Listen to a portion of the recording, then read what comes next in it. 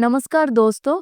Last episode में हमने सुना कि कैसे देवव्रत बने भीष्म पितामह, एक ऐसा पुरुष जिन्होंने अपनी एक प्रतिज्ञा के लिए अपनी पूरी लाइफ का सुख समर्पित कर दिया।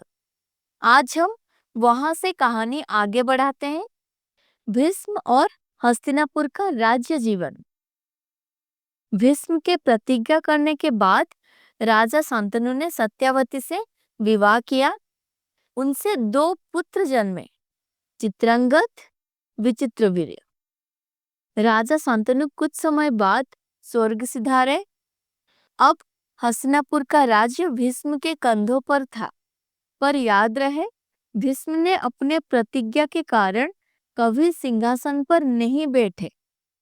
उन्होंने हमेशा राज्य को संभाला, पर राजा बनाया अपने वंशज को। सबसे पहले शांतनु सत्यावती के बड़े पुत्र चित्रांगद राजा बने। वे बहादुर थे, पर उनकी आयु छोटी थी। उनका युद्ध गंधर्व चित्रांगद से हुआ और वे युद्ध में बलिदान हो गए। तब छोटे भाई विचित्रवीर्य राजा बने, लेकिन विचित्रवीर्य कमजोर स्वभाव के थे। वो अधिक शक्तिशाली नहीं थे। राज्य की जिम्मेदारी पूरी तरह से भीष्म के कंधों पर आ गई। अब विचित्रवीर्य के विवाह की बारी आई। भीष्म स्वयं कन्याओं को स्वयंवर से ले आए। उन्होंने काशी नगर के स्वयंवर में शामिल होकर वहां की 3 राजकुमारियों अंबा, अंबिका और अंबालिका को अपनी बल से जीत लिया और हस्तिनापुर ले आए। अंबिका और अंबालिका विचित्रवीर्य के साथ विवाह कर ली गई, लेकिन सबसे बड़ी राजकुमारी अंबा का हृदय किसी और पर था। उसने स्वयंवर में सोचा था कि वे राजा सलवा से विवाह करेगी, क्योंकि वो राजा सलवा से प्रेम करती थी। अंबा ने भीष्म से कहा, मुझे राजा सलवा से प्रेम है, मुझे उनके पास भेज दो। भीष्म ने तुरंत अंबा को राजा सलवा के पास भेज दिया, पर राजा सलवा ने कहा, तुम स्वयंवर में भीष्म के द्वारा जीती गई हो, मैं तुम्हें अपना नहीं बना सकता। दुख और अपमान से भरी अंबा वापस आई। उसने भीष्म से कहा, आपने मुझे ले आए, अब मेरा विवाह आपसे ही होना चाहिए, आप मुझसे विवाह करिए। भीष्म ने शांत स्वर में कहा, अंबा, मैं प्रतिज्ञा ली है कि मैं कभी विवाह नहीं करूंगा। ये प्रतिज्ञा मैं तोड़ नहीं सकता। अंबा का हृदय जल उठा। उसने कहा, भीष्म, तुमने मुझे दुनिया के लिए अकेली कर दिया। ना मैं अपनी प्रेम को पा सकी, ना तुम मुझे स्वीकार करते हो। मैं तुम्हारी शत्रु बनकर तुम्हारी मृत्यु का कारण बनूंगी। यही से अंबा का क्रोध आगे चलकर महाभारत के युद्ध में भीष्म के विनाश का कारण बना। समय बीतता गया। विचित्रवीर्य की शादी के कुछ ही समय बाद वे बीमार पड़ गए। उनके आयु भी छोटी निकली और बिना संतान के उनका देहांत हो गया। हस्तिनापुर वंश रुक गया। राजा ना था, वंश आगे बढ़ने वाला पुत्र ना था। राजमहल में व्याकुलता छा गई। सत्यावती भी चिंतित थी। उन्होंने भीष्म से कहा, पुत्र, तुम इतने सामर्थ हो, तुम राजा क्यों नहीं बनते?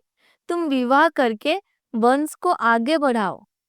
भीष्म ने विश्वास के साथ कहा, माता, मैं जो प्रतिज्ञा ली है उससे मैं तोड़ नहीं सकता। तब सत्यावती ने अपना एक पुराना रहस्य खोला। वो बचपन में जब नौका चला रही थी, तब एक दिन महर्षि पराशर उसकी नौका में बैठे।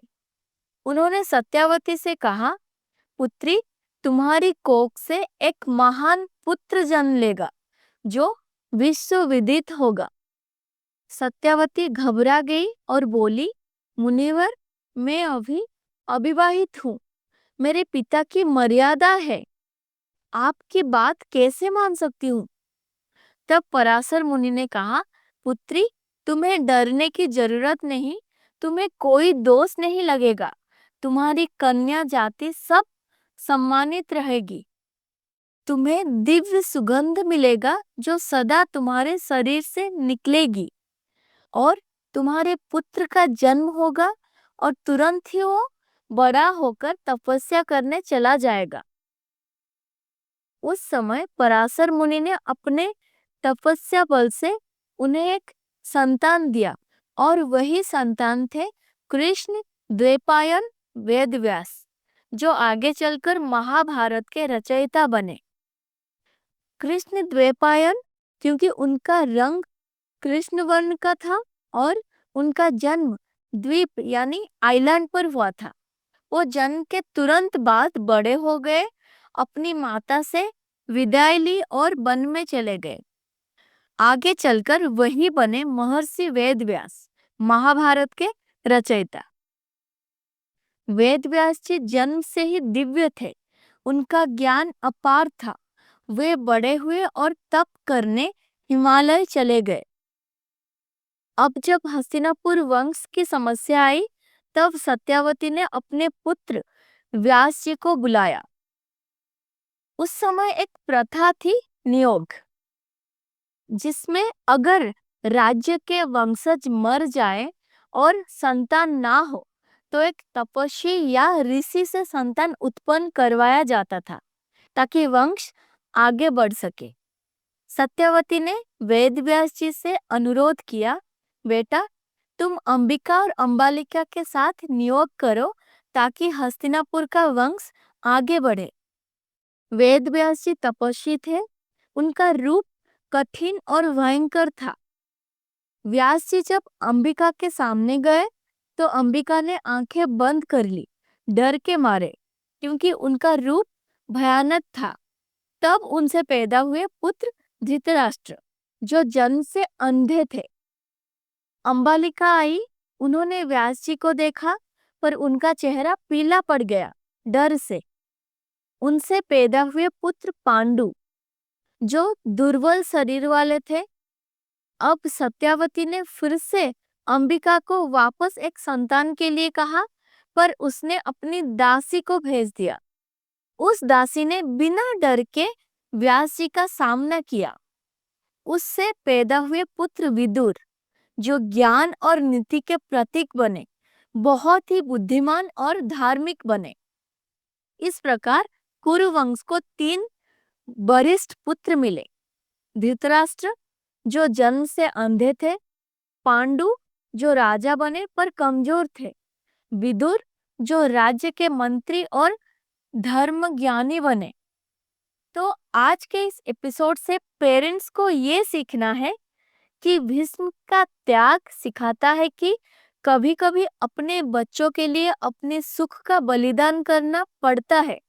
पर इस कहानी में एक चिंता भी है, एक रिजिड प्रतिज्ञा कभी-कभी आने वाली पीढ़ियों के लिए मुसीबत बन जाती है।